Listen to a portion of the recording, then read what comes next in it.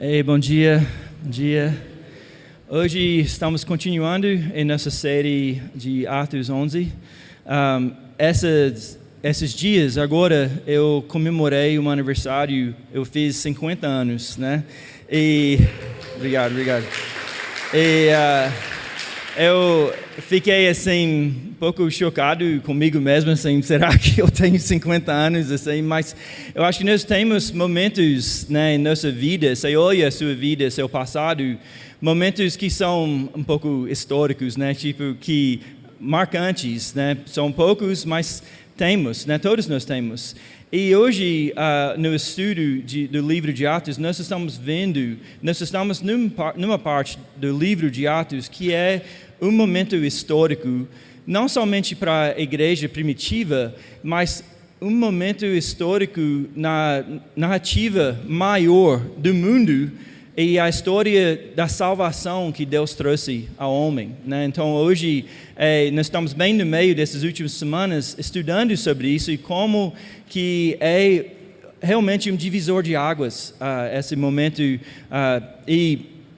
Então, hoje, no Atos 11, é um pouco grande o texto, mas eu quero tratar 3 pontos específicos.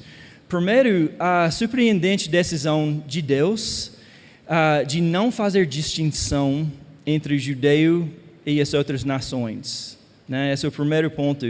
E como ele aceitou o povo não judeu para dentro do reino de Deus, né?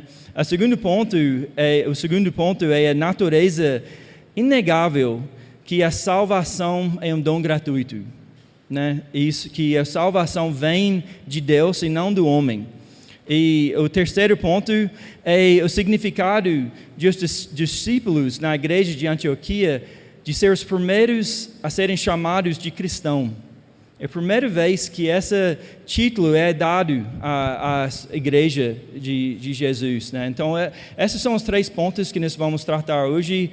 Eu vou fazer a leitura um pouco diferente, como é grande, eu vou só ler em parte, não vou ler tudo. Mas antes, eu quero orar para nós, que esse momento seja um momento que nós possamos nos acalmar e abrir nossos corações e ouvir, né, do Senhor. Então vamos orar. Deus Pai, nós paramos nesse momento, Deus, agradecendo primeiro por esse tempo de louvor, Deus, quando nós possamos ver o Senhor. E Deus Pai, também eu te agradeço por cada pessoa aqui, Deus, que essa não é uma jornada que fazemos sozinhos, Deus, mas fazemos juntos. E Deus Pai, o meu pedido para esse tempo, esse ensino hoje, é que nós juntos possamos ver a Sua graça, Deus. Que nós possamos ver a Sua graça e nos alegrar e nos animar por causa da Sua graça, Deus. E oramos tudo isso em nome de Jesus. Amém. Então, abrem as suas Bíblias comigo em Atos, capítulo 11. E eu quero começar lendo aqui em Atos 11. Eu estou lendo no NAA. E eu vou ler os primeiros 3 versículos. Chegou ao conhecimento dos apóstolos e dos irmãos que estavam na Judeia que também os gentios haviam recebido a palavra de Deus.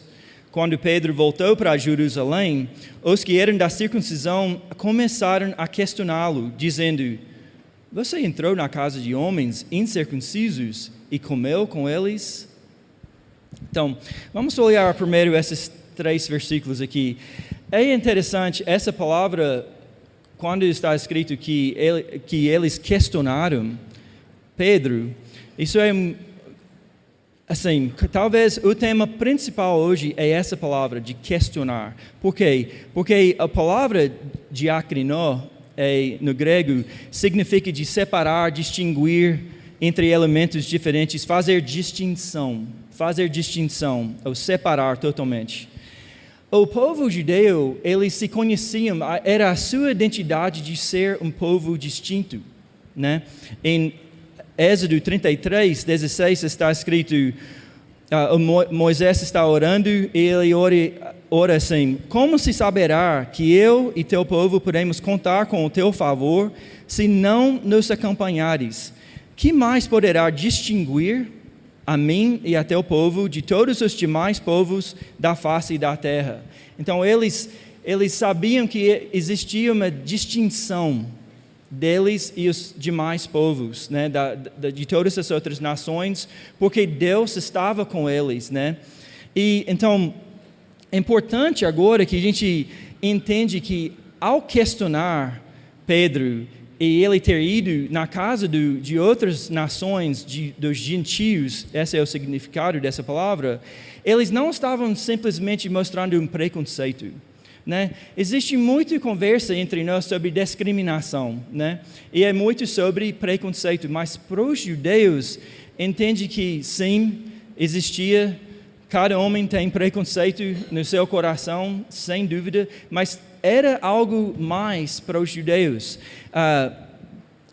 Eu vou usar muito, mas o Albert Mohler, ele é um teólogo, ele escreveu assim: os padrões, pensando nas leis dos judeus, os padrões de sexualidade dos judeus e das culturas ao redor eram completamente diferentes. A circuncisão de todos os homens judeus era uma forma de destacar esse aspecto da santidade. E santidade significa de separar, né? Santidade manifestava de modo visível sua condição singular de povo da aliança de Deus. Marcava o fato de Israel ser separado das nações e santo diante do Senhor. Em Levítico 11:45, Deus disse assim: eu sou o Senhor que os tirou da terra do Egito para ser o seu Deus, por isso sejam santos, porque eu sou santo. Então eles eram um povo distinto, sagrado a Deus, né? O Albert Mohler, ele continua dizendo: se não levarmos em conta a longa história de Israel e o importante chamado à santidade representado pela circuncisão, podemos ser tentados a concluir que esses cristãos judeus estavam apenas demonstrando um preconceito ofensivo e despropositado.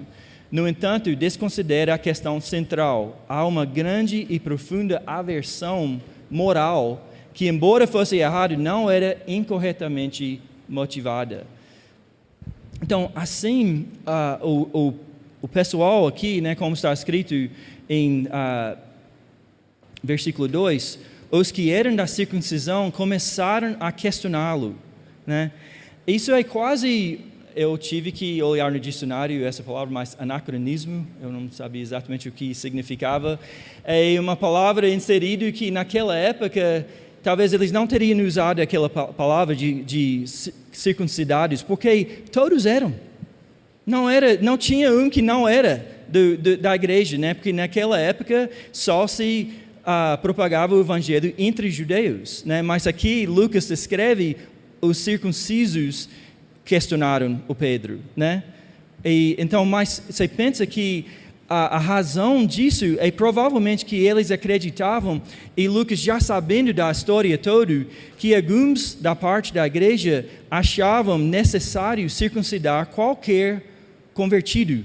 Isso já existia no Antigo Testamento. Isso não era algo novo da igreja. Bem no Antigo, se alguém chegava e queria viver junto, ele precisava ser circuncidado. Se você tinha um servo de outra nação, você tinha que circuncidar ele, né? Então, Lucas coloca essa questão da circuncisão, e nós vamos olhar isso em Atos 15 mais, mas eles estavam questionando Pedro, se ele realmente tinha entrado primeiro na casa deles por causa dessa aversão moral com eles. Mas até Pedro mesmo disse, em Atos 10, a gente leu, ele disse em versículo 28, vocês sabem que não é permitido a um judeu se associar ou mesmo visitar uma pessoa de outra raça. Por isso eu falei que era um momento extraordinário na igreja. Ele disse, não era permitido, era ilegal ele entrar na casa de um homem. Mas eles estavam fazendo distinção. Eles estavam determinando se ele estava certo ou errado. e se ele estava numa condição de impureza por ter entrado na casa deles. Mas olha versículo 4 a 18, agora eu vou ler uma grande parte aqui. Então Pedro passou a fazer-lhes uma exposição por ordem, dizendo: eu estava na cidade de Jope orando, e numa êxtase tive uma visão em que observei descer um objeto como se fosse um grande lençol baixado do céu pelas 4 pontas e vindo até perto de mim. E olhando atentamente para dentro daquilo, vi quadrúpedes da terra, feras, répteis, aves do céu. Ouvi também uma voz que me dizia: levante-se, Pedro, mate e coma. Ao que eu respondi: de modo nenhum, Senhor, porque em minha boca nunca entrou nada que fosse impuro ou imundo. Pela segunda vez, a voz do céu falou: não considere impuro aquilo que Deus purificou. Isso se repetiu 3 vezes, e de novo tudo foi recolhido para o céu. E eis que na mesma hora pararam diante da casa em que estávamos 3 homens, enviados de Cesareia, para se encontrar comigo. Então o Espírito me disse que eu fosse com eles, sem hesitar. Foram comigo também esses 6 irmãos, e entramos na casa daquele homem. E ele nos contou como tinha visto na casa dele um anjo em pé, que lhe disse: envie alguém a Jope e mande chamar Simão, que também é chamado de Pedro, o qual lhe dirá palavras mediante as quais você e toda a sua casa serão salvos. Quando comecei a falar, o Espírito Santo caiu sobre eles, como também sobre nós no princípio. Então me lembrei da palavra do Senhor quando disse: João, na verdade, batizou com água, mas vocês serão batizados com o Espírito Santo. Pois se Deus deu a eles o mesmo dom que tinha dado a nós, quando cremos no Senhor Jesus, quem era eu para que pudesse resistir a Deus? Quando os demais ouviram isso, acalmaram-se e glorificaram a Deus, dizendo: então, também aos gentios Deus concedeu o arrependimento para a vida. Então, olha, observe aqui as palavras que Pedro usou na sua defesa. Ele falou: uma visão, uma voz, o Senhor, a voz do céu, Deus, o Espírito, um anjo, o Espírito Santo. Pedro contou com muitos detalhes, dando evidências tangíveis de que esse acontecimento foi uma obra de Deus. Não foi uma decisão dele. Deus que operou esse milagre. E é muito interessante observar, só uma parênteses, né, como o Tiago gosta de fazer, eu vou abrir uma parêntese aqui. As palavras de Pedro refletem os ensinamentos de Jesus. Eu fico assim, será que ele sabia que ele estava repetindo as palavras de Jesus? Quando ele se recusou a matar e comer os animais imundos, ele falou: em minha boca nunca entrou nada que fosse impuro. Pense bem, vocês lembram quando Jesus falou sobre isso, usando essas palavras? Em Mateus 15:11, Jesus disse: o que entra pela boca não torna o homem impuro, mas o que sai de sua boca, isso o torna impuro. O que vem do coração. Não é o que entra pela boca, mas o que sai. E Pedro, na sua defesa com Deus, ele fala: nunca entrou nada impuro na minha boca. E Deus está dizendo assim: isso não é a questão de impureza. Eu posso te mandar comer esses animais, porque o que entra pela boca não torna alguém impuro, né? A impureza vem de dentro de nós, né? É uma questão de coração. E quando ele fala em versículo, quando ele fala impuro, né? Quando Pedro fala disso, eu estou perdido aqui, onde que foi? Em versículo 9, quando ele fala impuro, essa palavra significa comum, ou bem, assim, era aquilo que foi designado pela lei impuro, contaminado, é uma coisa contaminado. E imundo, que ele repetiu as duas coisas, é algo que precisa ser separado para outra coisa ser santo. Então, é uma evitação de uma mistura. Se você ler nas leis judaicas, é muito sobre não se misturar.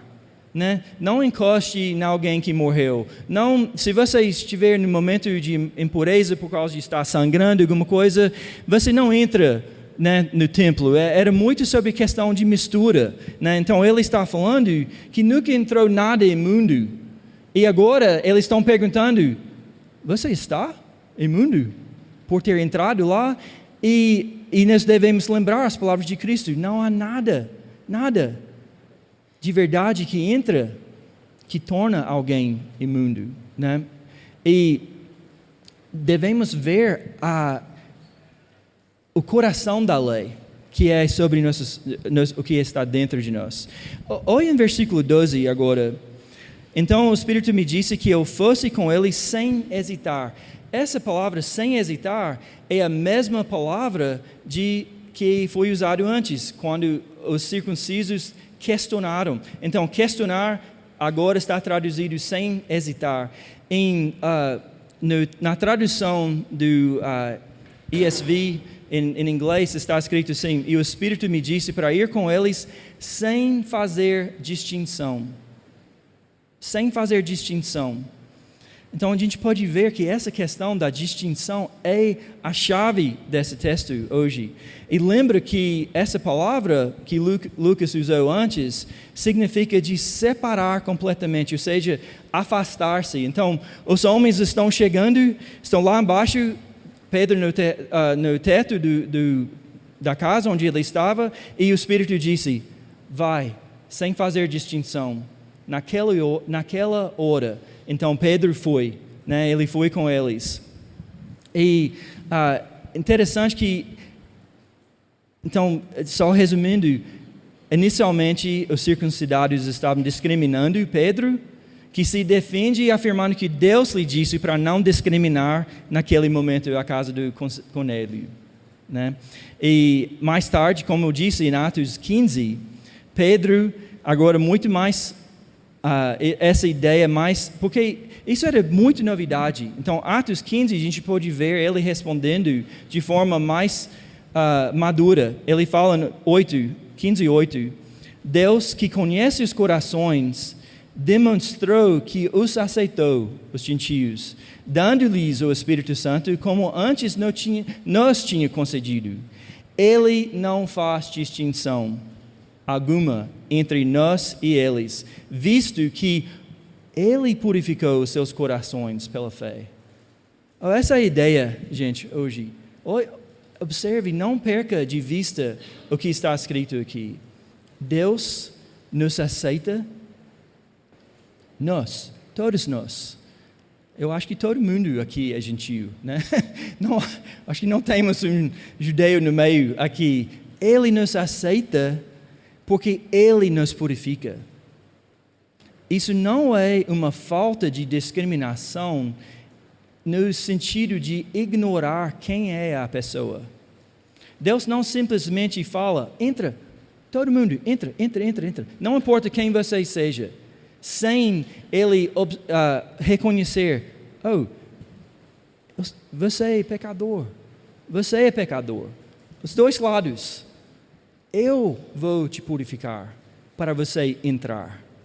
Então, quando nós falamos que a gente não faz distinção, é porque Deus faz uma obra de santificação das pessoas. Mas qual que é o sentido disso? Final do primeiro ponto. Eu quero sempre conectar com uma passagem, 1 Coríntios 12, que vocês vão lembrar, que fala sobre o corpo. Existem duas frases em 1 Coríntios 12, que fala: eu não pertenço, e outra frase que fala: eu não preciso de você. Então, cada vez que a gente pensa sobre esses pontos, eu quero lembrar disso, porque como que a gente deve reagir a essa distinção? Eu quero te perguntar: você se sente que você não pertence? Você se sente que distinto no sentido de excluído? Olha aqui que Deus os aceitou porque Ele estava pronto para purificá-los. E de outro lado, você olha para outras pessoas e você pensa: não preciso de você aqui. Você faz exclusão dos outros, né? Você faz distinção pensando que você é diferente, a gente deve lembrar que cada um aqui precisava da salvação. Não há nenhum entre nós que não precisava da salvação. Então, se Deus faz uma mudança tão radical para incluir aqueles fora de Israel, como podemos dizer tais coisas como eu não pertenço ou você não pertence? Segundo ponto é a salvação como um dom gratuito, que é a base da aceitação. Eu acabei de ler várias menções do Evangelho em Atos 11. Primeiro, que eles receberam a palavra de Deus, que Deus os purificou e as palavras pelas quais vocês serão salvos. Então vamos pensar sobre esses pontos aqui. Primeiro, os gentios haviam recebido a palavra de Deus. E nós já temos visto essa expressão de receber a palavra em outros lugares. Em Mateus 10:40, Jesus disse: quem me recebe, recebe aquele que me enviou. Então nós, para tornar cristão, nós precisamos receber a palavra e receber Jesus. Marcos 10:15, quem não receber o reino de Deus como uma criança. Então nós temos essa ideia de que nós temos que receber o reino com humildade. Mas 1 Tessalonicenses 2:13, e vocês podem anotar esses trechos e olhar com calma depois, Paulo escreve assim: ao receberem da nossa parte a palavra de Deus, vocês a aceitaram, não como palavra de homens, mas conforme ela verdadeiramente é, como palavra de Deus. Então, quando está escrito, eles receberam a palavra, é neste sentido que eles receberam. Que eles receber significa de acolher a palavra, né? De trazer por perto. Mas o segundo ponto do Evangelho é Deus os purificou, né? Quando Deus falou, né? Ele falou em versículo 9, não considere impuro aquilo que Deus purificou. Então, purifica aqui é o contrário de imundo, né? O que é purificado não é mais imundo, é limpar cerimonialmente, né?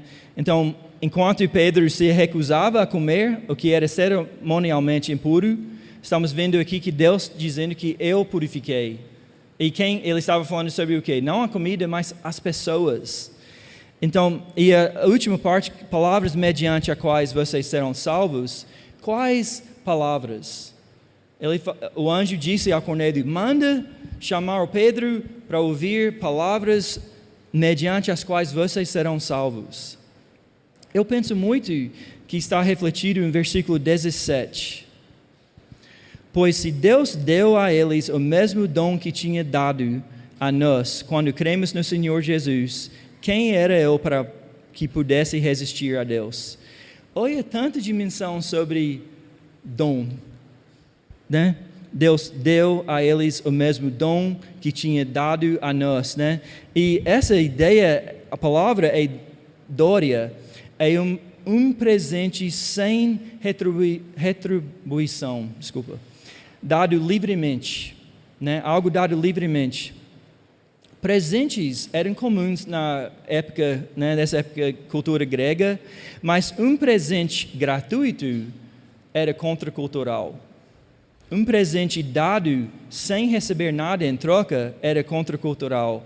Aqui está algo cheio da graça de Deus, imerecido, é generosidade sem reciprocidade. Generosidade sem reciprocidade.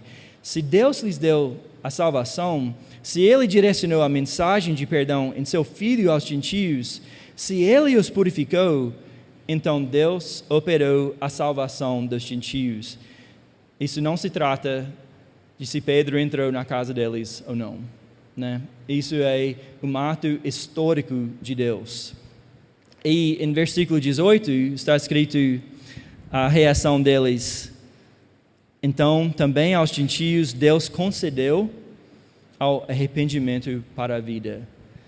Até o arrependimento foi concedido por Deus. Até o arrependimento foi dado por Deus.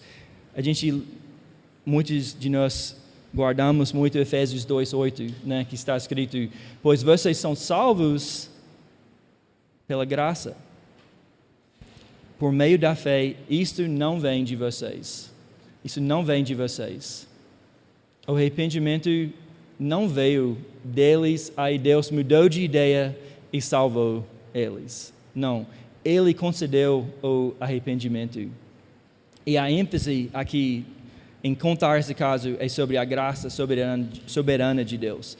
Não temos como, pense na circuncisão, não temos como circuncisar nosso próprio coração, né? Nada impuro vem de fora, é dentro de nós. Como que nós vamos circuncidar nosso próprio coração? Onde está a impureza? Somente Deus pode fazer essa ação. Somos objetos da misericórdia dele. Então, aqueles que foram distintos e separados por Deus, Israel, ficaram horrorizados inicialmente pela graça de Deus e pela falta de distinção quando Ele acolheu os gentios, impuros e comuns, fazendo-os parte de um novo corpo distinto, com uma identidade própria, separados junto com todos que seguem e honram Cristo como cristãos.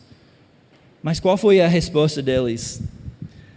Quando os demais ouviram isso, versículo 18, acalmaram-se e glorificaram a Deus.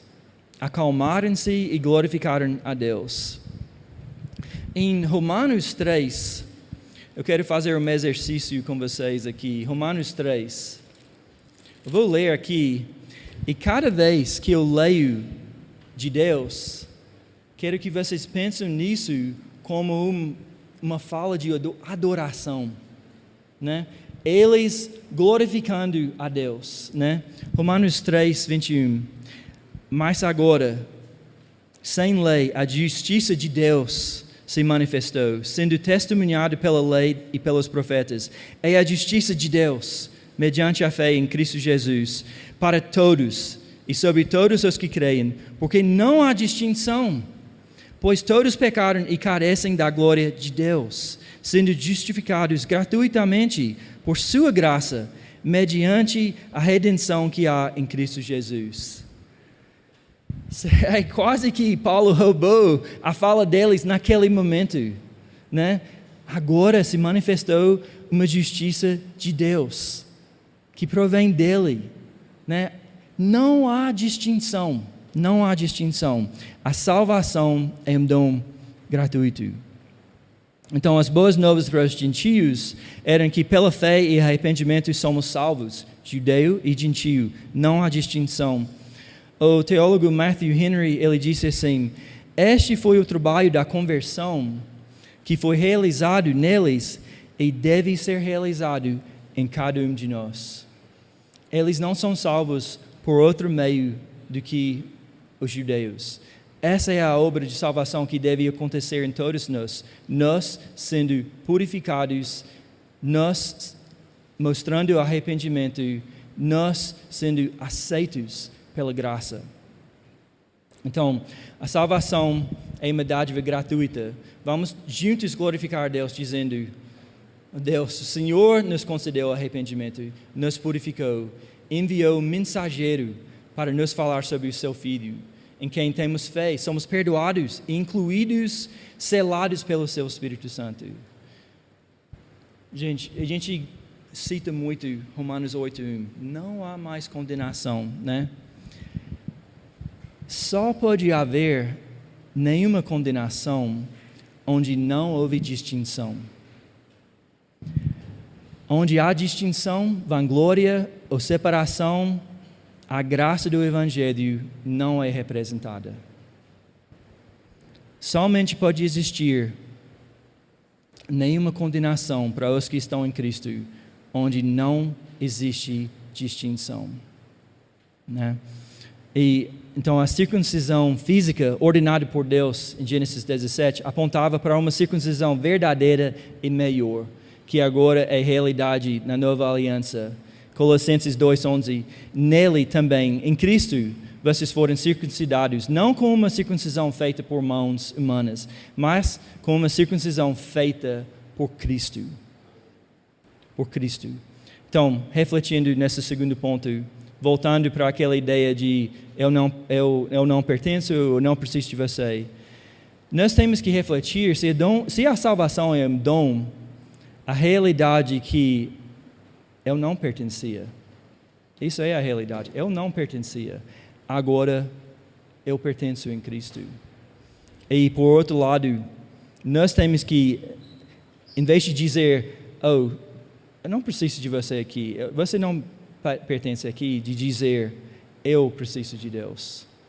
Eu preciso de Deus. A salvação é um dom ao qual respondemos com arrependimento. Agora vamos finalizar com a última parte do texto, versículo 19, começando de novo um pouco grande. Ora, sabemos que tudo o que a lei diz é dito aos que vivem sob a lei, para que toda boca... desculpa, estou em Romanos. Desculpa. Faz parte também, né, da mensagem. Mas aqui, 19, Atos 11, 19, né? Os que foram dispersos a partir da perseguição que começou com a morte de Estevão se espalharam até a Fenícia, Chipre e Antioquia, não anunciando a palavra a ninguém que não fosse judeu. Porque isso é simultâneo. Isso está acontecendo enquanto esse encontro de Pedro em Jerusalém estava acontecendo. Alguns deles, porém, que eram de Chipre e de Cirene, e que foram até Antioquia, falavam também aos gregos, anunciando-lhes o evangelho do Senhor Jesus. A mão do Senhor estava com eles. Lembra, a salvação vem de Deus. E muitos crendo se converteram ao Senhor. A notícia a respeito deles chegou aos ouvidos da igreja que estava em Jerusalém, e enviaram Barnabé até Antioquia. Quando ele chegou e viu a graça de Deus, ficou muito alegre.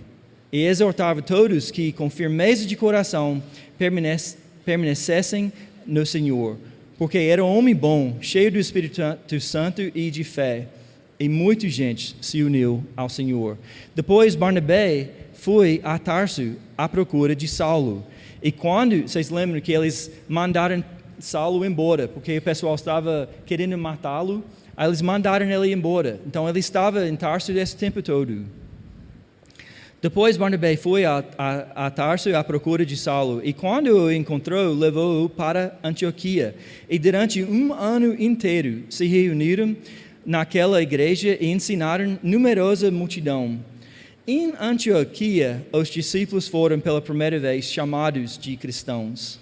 Naqueles dias, alguns profetas foram de Jerusalém para Antioquia, e apresentando-se um deles, chamado Ágabo, dava a entender pelo Espírito que haveria uma grande fome em todo o mundo.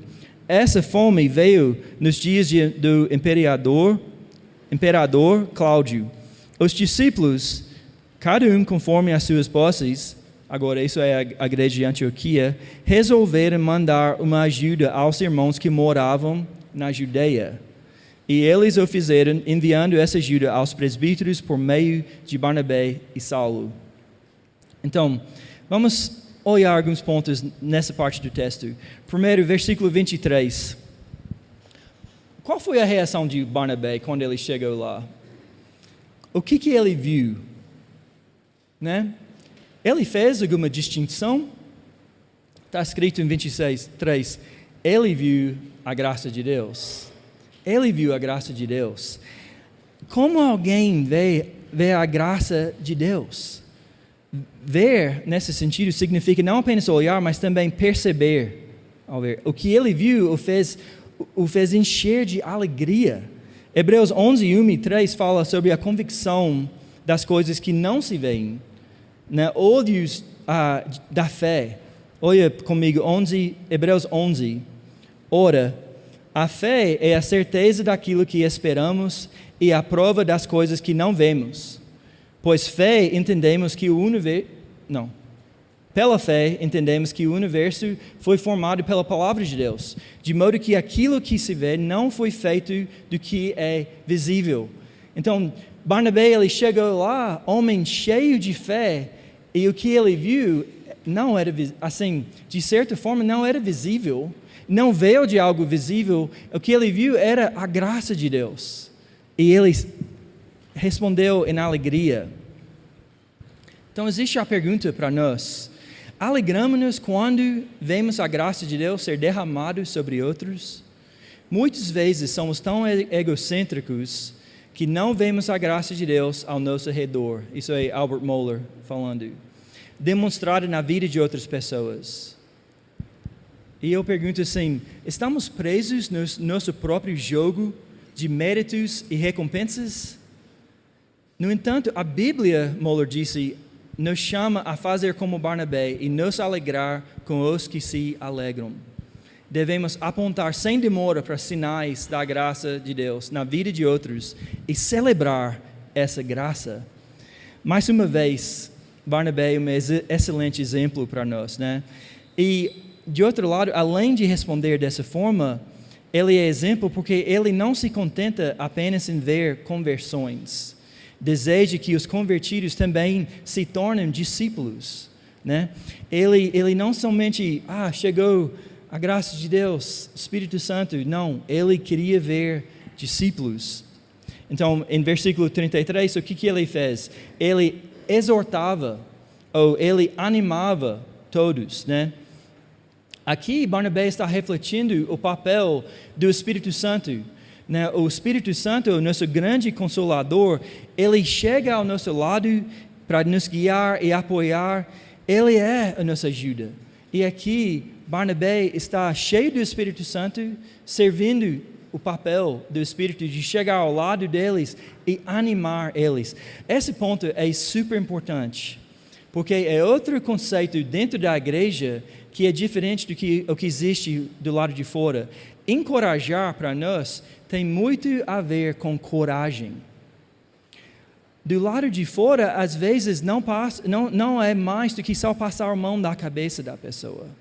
Mas nós temos razão para passar coragem para a pessoa. Anima-se. Nós fomos purificados, aceitos. Vamos viver essa nova identidade. Então, a gente acredita que não tem distinção de quem chega, mas Deus faz distinção. E nós nos animar a cada pessoa para viver uma vida distinta. Né? Então, nós podemos ver em Barnabé, ele fazendo esse papel. Em Atos 4:36, ele é chamado o filho da exortação. Ele os exortou ao quê? De permanecer fiéis ao Senhor. Essa ideia de permanecer aqui é a mesma palavra usada em João 15. Eu sou a videira, Jesus disse, vocês são os ramos. Se permanecerem em mim e eu em vocês, darão muito fruto. Sem mim nada podem fazer. Porém, Barnabé, ou Lucas aqui escrevendo, colocou qual que é a parte da palavra que vem antes? É isso. Ele colocou pro antes disso. Então, pros significa de movimento, em direção. Então, ele está falando, além de permanecer, vai. Isso é onde você precisa ficar. Então, vai, movimento, direção. Então, quando ele fala permanecer, tem mais ênfase em você estava ali, agora permanece aqui em Cristo. E firmeza de coração, eu achei muito interessante. É a mesma palavra que é usada sobre aquele pão que eles deixavam no templo, que sempre deixavam na presença, é o pão da presença, ou proposição, né? Então ele está dizendo, quando ele fala sobre de ficar resoluto de coração, ou de firmeza de coração, ele está falando, consagrem-se os seus corações como pão da proposição diante do Senhor. Então ele está falando, dar tudo ao Senhor. Deixe lá o seu coração. Não retira. Você deixe lá o seu coração. Vai em direção a Ele e permanece firme diante dEle. Então nós não paramos na conversão. A gente sabe bem que na parábola do semeador, em Mateus 13, 20, existia o solo rochoso. O solo rochoso recebia a palavra de Deus também, mas recebeu com alegria, mas sem raiz. Então, em Colossenses 2, 5 a 7, está escrito assim, Paulo disse, me alegro em ver como estão vivendo em ordem e como está firme a fé que vocês têm em Cristo, e portanto, assim como vocês receberam em Cristo Jesus, o Senhor, continuem a viver nele, enraizados e edificados nele, firmados na fé, como foram ensinados, transbordando de gratidão. E, de novo, um texto que, assim, reflete muito no texto de hoje. É quase que Paulo aprendeu isso com Barnabé. Ele usou, permanecem, cria raiz, né? Como foram ensinados. Eles permaneceram lá 1 ano, ensinando eles, né? Então, a gente não pode somente receber, mas precisamos ser ensinados para criar raízes na palavra. O discipulado, esse processo, produz cristãos, né? Eles foram, pela primeira vez, chamados de cristão. O cristão, nesse caso, provavelmente era um título pejorativo, né? Mas eles aceitaram. Tudo bem, pode me chamar de cristão, né? Porque é isso que eu quero ser, cristão. Quem está a favor de Cristo? Os herodianos, também existiam na época, eles promoviam a causa de Herodes. E eles chamavam eles de cristãos, porque refletia a distinção deles. Então, olha, a gente começou não faz distinção. Agora nós estamos de volta em distinção. Uma nova identidade, né? Eles foram feitos distintos. E olha em versículo 29, agora finalizando. 29, os discípulos, agora discípulos, não somente convertidos, cada um conforme as suas posses, resolveram mandar uma ajuda aos irmãos que moravam na Judeia. O Evangelho matou a hostilidade entre gentio e judeu. Matou. E agora nós temos gentio ajudando o judeu. De novo, o Moller, ele disse, o ministério da igreja para ajudar os irmãos que estavam passando fome revela o caráter da igreja primitiva. Esses cristãos eram imensamente generosos. A igreja era, em sua maior parte, constituída de gentios. A igreja de Jerusalém era constituída de judeus, mas todos os seus membros eram cristãos. E como irmãos em Cristo, sustentaram uns aos outros. No transcurso normal da providência divina, Deus supre as necessidades de seu povo por meio do serviço e da generosidade de outros cristãos. Então, a gente pode ver a transformação acontecendo aqui, né? Em 2 Coríntios 4:15, eu gosto como Paulo escreveu. Ele escreveu dessa maneira: a graça se estende a mais e mais pessoas, aumentando a ação de graças para a glória de Deus. Então, recebemos a graça. Deus não fez distinção, foi dom gratuito. Agora, pelo ensino da palavra, estamos sendo transformados e santificados a serem diferenciados, ou a serem distintos, né, como cristãos. E o que acontece se isso for a verdade sobre nossas vidas? Nós somos cheios da graça. Recebemos graça, damos graça aos outros. Então, voltando novamente àquela ideia de eu não pertenço, não preciso de você. Qual que é a nossa reflexão sobre esse último ponto? Eu pertenço, de novo, embora não pertencia. Vamos, gente, ver a graça de Deus em primeiro lugar, ser rápidos em reconhecê-la com os olhos da fé. E segunda parte, precisamos uns dos outros, cada pé do corpo, cada parte do corpo, né, precisamos uns dos outros. como seus discípulos, respondamos em graça aos outros em necessidade.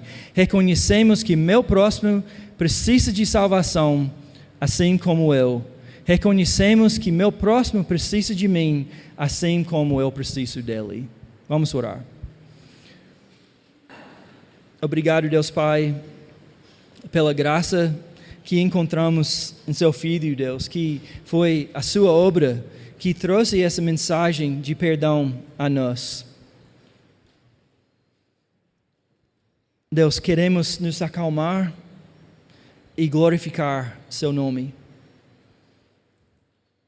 Deus, o Senhor nos concedeu até o arrependimento. Deus, pedimos também que o Senhor possa nos conceder olhos de fé para ver a sua graça na vida dos outros, em nossa vida, e responder com alegria, Deus.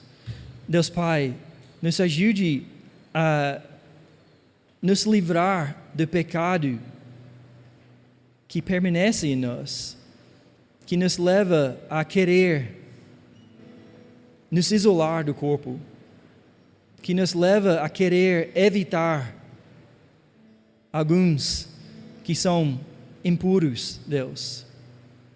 Deus, faz em nós que nós possamos ser suas testemunhas da sua graça, Deus. E Deus Pai, nos faz humildes para receber a palavra, Deus, e ser transformados por sua palavra. Oramos tudo isso em nome de Jesus. Amém.